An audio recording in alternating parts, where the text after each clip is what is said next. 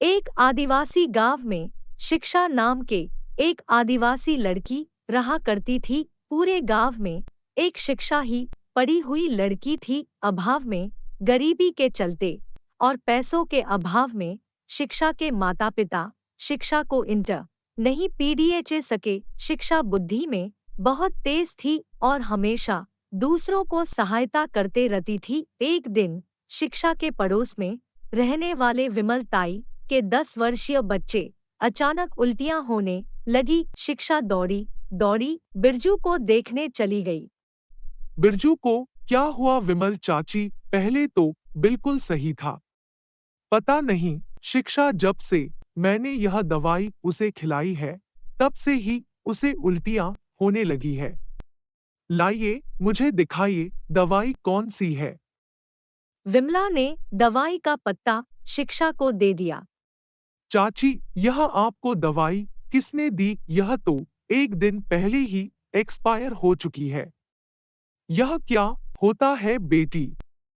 Expire का मतलब यह दवाई 1 महीना पहले ही खराब हो चुकी है। यह दवाई खाने से बिरजू की जान भी जा सकती थी। मैं तो डॉक्टर बाबू से यह दवाई लेकर आई थी। चलिए मैं चलता हूँ डॉक्टर बाबू के पास। शिक्षा विमल को डॉक्टर बाबू के पास लेकर जाती है और डॉक्टर से कहती है, अपने चावी को यह एक्सपायर दवाई क्यों दी? आपको शर्म नहीं आती? बिरजू की जान भी जा सकती थी। इसमें तो वैसे ही इसमें एक्सपायर डेट लिख जाता है। तुम जानती हो यह दवाई एक्सपायर डेट होने के बाद भी 6 महीना तक ऐसे ही रह जाता है तो ताकि लोग खा सके। आप क्या मुझे बेवकूफ समझते हैं? मैं एक पढ़ी लिखी लड़की हूँ। आप अपने ली गई डिग्री के वजह से आप भोले भाले लोगों को बेवकूफ बना सकते हैं। मुझे नहीं, पर मैं आपकी सरकार से शिकायत करूंगी। इतना ही देर में विमला शिक्षा को लेकर घर चली गई। तभी वहां पर गांव का मुखिया आ गया। क्या बात है डॉक्टर बाबू, शिक्षा यहाँ क्यों आई थी?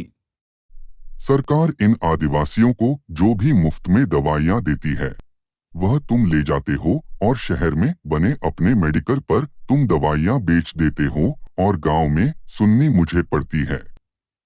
तुम्हें मैं उसमें से हिस्सा भी तो देता हूँ। तो फिर शिक्षा का कुछ कीजिए मुखिया जी। अगर गलती से वह सरकार से हमारी शिकायत कर दी तो मेरी डॉक्टरी जाएगी ही जाएगी, साथ में आपकी मुखियागिरी भी चली जाएगी। चिंता मत करो डॉक्टर साहब, शिक्षा का शिक्षागिरी तुरंत हल कर दूंगा। मैं भी उससे बहुत परेशान हूँ। यह लड़की जरा सा पढ़ लिख कर काया आ गई, खुद को ही या अपने गांव का प्रधान समझ लिया। कुछ दिनों बाद गांव में भयानक बाढ़ आ गई। बाढ़ आने से आदिवासी का गांव तहस नहस हो गया। गांव वालों के सब कुछ बाढ़ में द गया। बेचारे आदिवासी के पहनने की कोई कपड़े भी नहीं बचे थे। शिक्षा मदद मांगने के लिए मुखिया के पास चली गई। सभी गांव के लोग चुनकर आपको मुखिया बनाया है और उनका मदद करना आपका कर्तव्य है। बेचारे गांव वाले कई दिनों से भूखे हैं।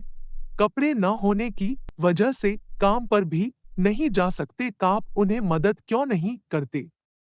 है शिक्षा, मैं उन भिखारी के मदद के लिए ठीका लेकर नहीं बैठा हूँ। बाढ़ के वजह से कितने गांव का नुकसान हुआ है। इन बात पर प्रसन्न होना चाहिए कि तुम सब जिंदा बच गए हो, वरना बहुत सारे लोग तो जीवित भी नहीं बचे हुए हैं। आप कैसी बातें कर रहे हैं? आप मत भूलिए कि आप भी एक आदिवासी हैं। आपको ऐसी बात करते हुए शर्म नहीं आती? तो मैं क्या करूं? अपनी हवेली बेचकर मैं भूखे और नंगे आदिवासी के लिए कपड़े लेकर आऊं क्या? मैं सब जानती हूँ मुखिया जी, या हवेली चोरी करके ही बनाई है। जो पैसा हम गरीब के लिए सरकार भेजती है वह तो हम लोगों के पास पहुंच ही नहीं पता है। वह तो आपके जैसे मुखिया ही खा जाते हैं और धिकार भी नहीं लेते। इतना कहकर वहां से चली जाती है।